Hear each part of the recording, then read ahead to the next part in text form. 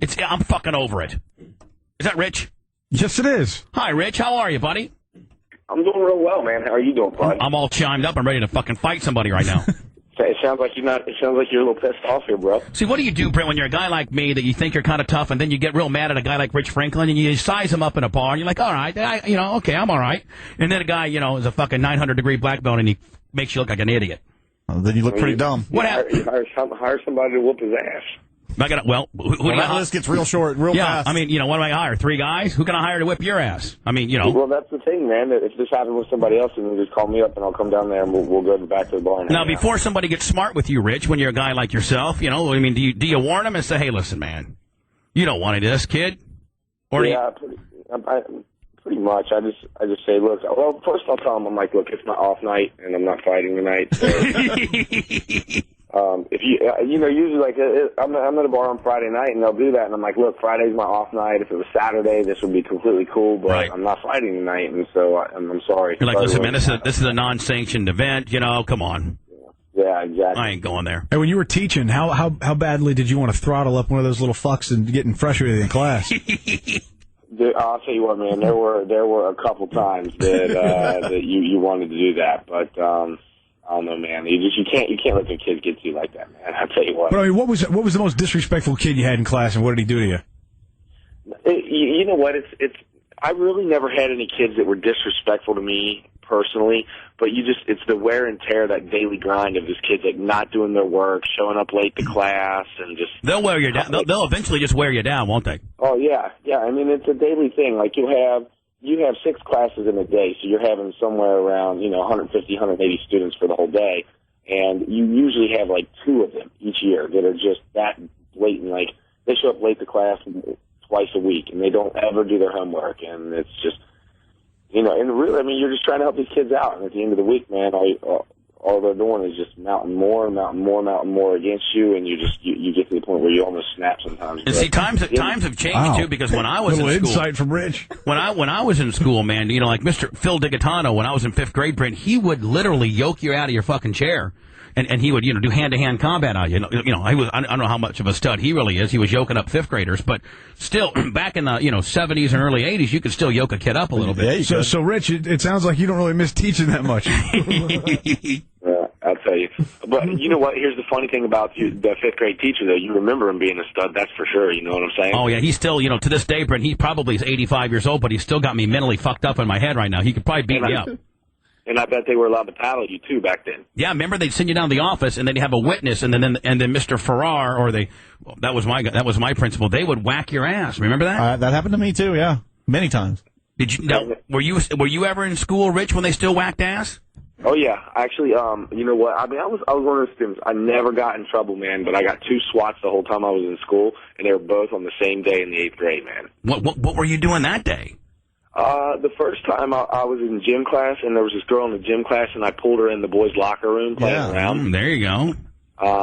Just to embarrass her, not like I was, trying to get some pussy. Yeah, exactly, And then the second time, a friend of mine and I were in the hallway, and we pretended like we got in a fight, and the principal, we got reported to the office. The principal thought we were really fighting, and so basically he looks at me, he's like, Mr. Franklin, you're in my office twice today. Imagine that. And so I got 2 swats in the same day. Boy, I didn't know they spanked you all the way up to 8th grade. Yeah, they did here. Yeah, I was going up. Clear up until 8th grade, absolutely. Now, was your dad the kind of guy, Rich, that, when you got home, you're in more trouble? He would have been. I didn't live with my dad. My mom and dad were separated. But yeah, if my dad, oh my God, if he would have found out some stuff like that, that's why I never got in any kind of trouble at school. I remember. Here's my dad right here. I'm sitting in church one Sunday morning, and I had this Dick Tracy watch, and it had this little alarm on it. And apparently, I had set the alarm and didn't realize it. So midway through church, the alarm goes off. And, of course, my dad, sitting 2 seats down from me on the pew, kind of leans forward, looks over at me, and I'm just sitting kind of like military stiff at this time, knowing that I am in so much trouble. And he leans back, kind of snaps me on the back of the head, and I lean forward and look at him and does his little thing like, come here. We walk out of the sanctuary, and man, he just busts my butt. Nice. I'm crying, and then he stands there and he goes, wipe your tears away before we go back into that church. And that's the kind of, I mean, my dad was that kind of guy. He was strict and by the book on a lot of stuff. But you know what, man, I love him for it now. Now, how about, did you have see, I had a real dad and I had a stepfather, and my stepdad was cool as hell. Did your mom remarry? She did. And yeah, I never had stepdads or anything like that I was close to or anything, so no, it wasn't like that. It wasn't like that for you, huh? No. It's like a hit or miss deal, man. Either your stepdad comes in and he's a cool guy, or he just, didn't quite fucking, because then, or he comes in and all he's worried about is your mom. Right. He could give a fuck about these kids. And it's kind of awkward. It happens like that, half the time, mostly, actually. Yep. So now, Rich, let's talk about go ahead. No, go ahead. Go ahead. I was just going to say, my stepdad, my stepdad was neither, like, a cool guy or a bad guy or anything like that. I never had, like, a real bad experience with my stepdad or anything. Let's talk about the Dan Henderson fight. I didn't get a chance to watch it. Brent and Spice did. Said, man, it was a slippery slope. It could have gone either way. Well, you know what? I'll tell you what. I believe I won that fight, and I believe I was robbed of a decision. But I mean, watch the fight, man. I didn't get punched not one time in that fight. I didn't get punched one time. I got poked, and I got headbutted a couple times. So I did get hit a few times, but I didn't get punched clean one time in the fight. So I just don't. From my point of view, I don't understand how I lost the fight when on the feet I'm completely dominating, and when it hits the ground, most of the time I'm able to get back up. And if I didn't get back up, I'm not getting punched anyway, so I don't understand how you can give somebody a decision like that. But, oh, well, that's how it happens. And now is he's part of UFC 100, is he not? 99. 99. He's the main event, and it's going to be in Cologne, Germany. It's against Vanderlei Silva, which I think at 195, you're both going to be at 195. So no, they had to agree to that way. That's not a recognized weight, so they had to agree to that, right? Yeah, it's a catch weight. Yeah. And now, Rich, are you there now? Where are you at now? You 210? What are you? I'm about 210 right now, and I'm in Seattle training right now. Why Seattle?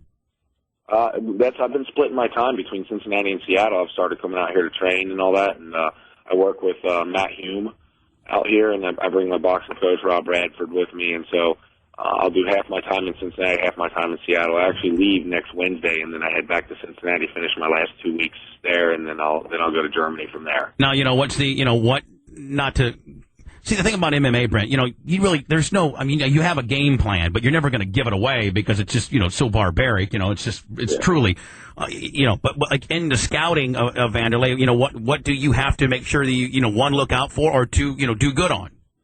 Well, with Vanderlei, the thing is, you can watch Vanderlei fight, and he's the same fighter over and over and over again. He's going to walk out, he's going to throw some quick, fast, wide punches, and he's going to come at me with them. And if that doesn't work, then he'll resort to trying to clinch me and throw some knees, and that's pretty much his bread and butter stuff. So, I mean, those are the big things that we got to watch out for. Just make sure my hands are staying high, I'm covering good counters off of that kind of stuff, and then I'm using good footwork to counter that. Now the knee got you with Spider, right? So you got to watch that knee. That's we were actually in Vegas, Brent. We were at that fight, yes. When that was the first time you fought Spider. Yep. No, it was the first time. Yeah, the first time. Yeah, we were at the first one. And that's what got you that day when that was a knee, wasn't it, boss? Oh yeah. Yeah. You got to remember though that the clinch game is the tall man's game. So the taller guy, if you're going to try the clinch game, the taller guy is going to have the advantage. And I think Rich is taller than Vanderlei, aren't you? No. No? Oh, yeah, then Vanderlei, yeah. That's what I'm talking about. No, not Spider, Vanderlei. Yeah, so Vanderlei will have a hard time clinching Rich, with Rich being taller than him. Right. And knowing it's coming. Yeah, I'll tell you, when I took those knees from Anderson that night, I just remember that my nose was so far to the right of my face I could smell my earlobe. Now let me ask you a question, boss. When that happens, the instant, with the best that you can describe it, when that happens, when you take a knee like that, and I mean your nose was you could smell your earlobe, and it looked bad. What does it? Can you instantaneously feel it break? I don't know. Maybe yes and no. I get the feeling is. Have you ever seen Talladega Nights? Yeah. Okay, you remember the scene when after Ricky Bobby's racing and he's trying to beat the Frenchman, and he clips his car and he's upside down in the air and he goes, "I'm in the air, that's not good." Yep. Yeah, pretty much that's how it happened. As soon as that knee hit my face, I'm like, "Yeah, that's not good."